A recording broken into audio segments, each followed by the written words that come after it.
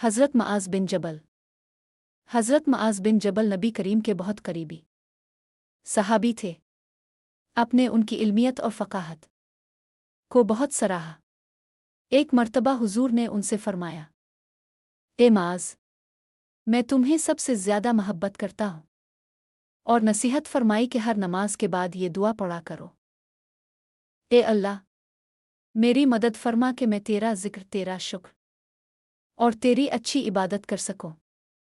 एक और मशहूर वाक़या यह है कि रसूल अल्लाह ने उन्हें यमन का गवर्नर और काज़ी बनाकर भेजा। जब आपने पूछा कि अब तुम वहाँ लोगों के मामलात में फ़ैसला कैसे करोगे, हज़रत मुआज़ ने अर्ज़ किया, अल्लाह की किताब कुरान से फ़ैसला करूँगा। नबी ने फ़रमाया, अगर कुरान में ना मिले? उन्होंने अर्ज़ किया, फिर रसूल अल्लाह की संत से फ़ैसला करूँगा। आपने फ़रमाया, अगर वहाँ भी ना पाओ? उन्होंने कहा, फिर अपनी राय से इज्तिहाद करूँगा और कोताही नहीं करूँगा। ये सुनकर नबी बहुत खुश हुए और फ़रमाया, अल्लाह का शुक्र है कि इसने मेरे रसूल के क़ासिद को वो तौफ़ीक दी जो रसूल को पसंद है।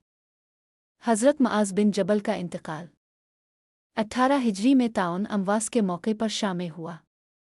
आपके बारे में नबी ने फ़रमाया, क़यामत के दिन उलमा में मुआज़ बिन जबल एक कदम आगे होंगे।